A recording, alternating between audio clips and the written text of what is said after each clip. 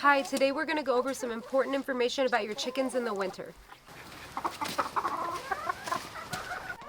Hi, welcome back to Bok Bok Bouquet. And if you have chickens, you've had them, either you moved to a new location with a different climate or you just got chickens, you may be wondering, what should I do about chickens in the winter? Well, that's a variable question because there's many different climates that people live in, and I'm here to tell you that your biggest enemy actually isn't the cold weather, it is the moisture. So you live in a wet climate where you get a lot of moisture, a lot of snow and rain in the winter, or you may live in a dry climate like we do in the desert here. There may be some things that you would be considering. Are you getting a lot of rainfall? Are you getting a lot of dry cold? Well, where we live here, our lowest temperature is is 20 degrees Fahrenheit. So we don't really get much lower than that. You may live somewhere where you reach 0 degrees Fahrenheit or even below. Where you live, you may see birds just sleeping out in your trees because birds have a different anatomy than us humans, and dogs and stuff, like our pets that we bring inside, us humans live inside. There's some animals that were developed and genetically, like, they can live outside. It is fine. So like your birds you might see in the trees, they're out there, they're fine. They have scaly legs, they have feathers, they have all that down. It is built to capture and retain that heat, the pockets of air, it warms them. They have a higher internal temperature than us. Chickens have an internal temperature of 109 degrees Fahrenheit, much warmer than us humans. So if you're outside and you're feeling cold, they're not feeling what you're feeling, they're fine. And when they're in there sleeping at night, they're cuddling for warmth, and they all gather up in the roost and stuff. And what really is the enemy is moisture. So if you have moisture in your coop, that is what can, like, moisture rises, just like when like rainfall is going to happen, moisture rises, moisture will rise in the coop, and if it has nowhere to escape, then it can settle on their combs or wattles, and then when the freezing temperature hits, that's the danger. That can turn into frostbite. So you want to make sure that you have a lot of ventilation in your coop for that moisture to escape out so it doesn't freeze on them and turn into frostbite. So if you live in a dry climate, this may not really happen so much, but if you're getting in a climate that's like wet and rainy, and you also don't have good ventilation, you're reaching those freezing temperatures, frostbite is a risk. One thing you can do to evade this problem is not keep chickens that are for more of that like warm climate. Ones with big combs, ones with big wattles. Some chickens have little wattles till no wattles, have little combs, and they're a less frostbite risk. Another thing that can help prevent the frostbite is having more flat roost bars, so their foot is laying flat on the roost bar, they're cuddling, getting cozy on it, and their warm feathers and bodies are covering their feet and their toes, so they are keeping them warm and preventing that frostbite risk as well. Unless you're raising baby chicks or you have young pullets and they're not fully acclimated to the weather yet, they're still, when they're babies, being used to 195 degrees Fahrenheit, and every week they're allowed to drop 5 degrees Fahrenheit, they need to be acclimated down to those temperatures. Most people aren't raising chicks in the winter, but if you are, they need to be slowly weaned down to be able to get used to and acclimated to winter temps. Some people raise chicks in the winter, most people don't, so that's not something you really need to be worried about. But a full-grown chicken is fully feathered and fully able to withstand those temperatures. But if you do live in a climate that experiences harsh winters, I would look into chicken breeds that are more winter hardy. You can easily Google a list of them. If you're looking at a picture of a chicken, you can usually tell which ones are. They're big, fluffy, hardy birds. They got barely any comb or wattles. And one thing that you can look into is maybe raising waterfowl. Actually, ducks and geese are way more winter hardy than chickens actually are. And a lot of them are dual purpose if you're looking to raise for meat and eggs.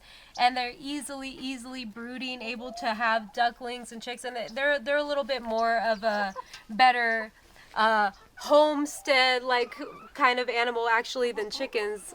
Not those ducks. I'm talking more about like the Muscovy.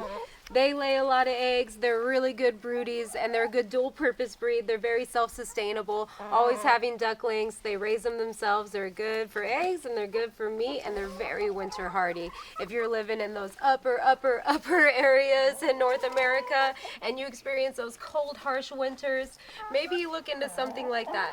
But birds, They're very hardy, very winter friendly. You need to check your moisture levels, keep your coop clean. Make sure that if you're not doing the deep litter method, that you're keeping that poo out of there. Keep your coop clean, because poo has that ammonia, it has pee in it, it has moisture, which can rise into the air with the warm body heat, become moisture in the air, and then when it gets colder and colder at night, settle on their combs and become frostbite. The deep litter method, if you keep it mixed and you keep doing it right, can actually add heat into your coop and help warm them. So make sure you got your bedding under control. Make sure you're not keeping your water in your coop. There's zero reason to have food and water inside your coop if you have a run that has a roofing, so that the food and the water is not exposed to rainfall.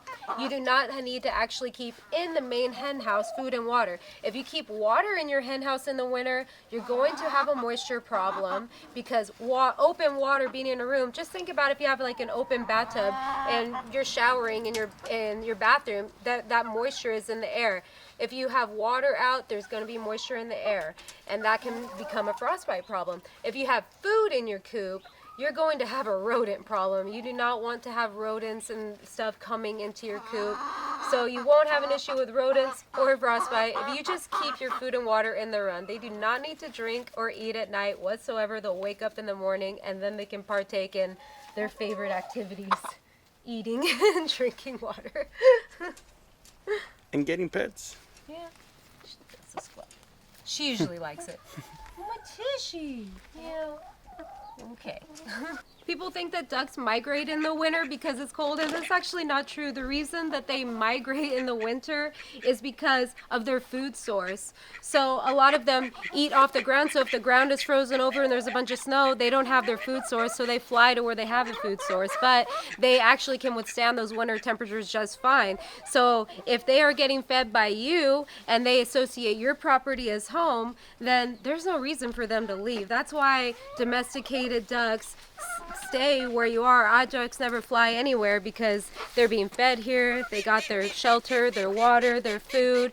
They don't need to go anywhere, but they are very winter hardy. They're scaly legs. They like tepid water. They're actually pumping hot blood through their feet constantly. They don't freeze. So there's literally no worry there with them. And you may be wondering where your eggs are.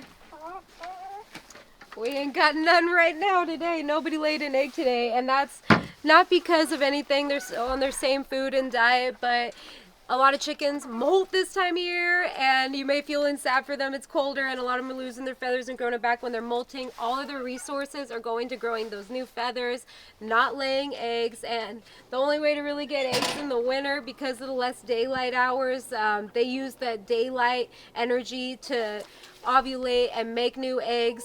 But if you raise new baby chicks that spring, you'll be getting a lot of eggs. We actually didn't raise any chicks this spring, one of the first springs in a while we didn't, so we're not getting many eggs. Every year when we're adding new chicks to our flock, then we get a lot of eggs. But if you have older chickens, you may not be getting any eggs right now, and that's normal for us, but we're just eating less of them, so there's not much you can do. In the spring, you'll be seeing a rise up in those egg production. You can add more protein to their diet, and that could help get them through those molts, get more eggs. We're starting to get some more, but it's completely normal. Don't worry if you're experiencing less eggs. Your chickens are older. Well, thanks so much for watching. I hope this video helped you. We'll see you next time. If you have any questions, leave them in the comments. If you liked it, give us a thumbs up. Thank you. Bye.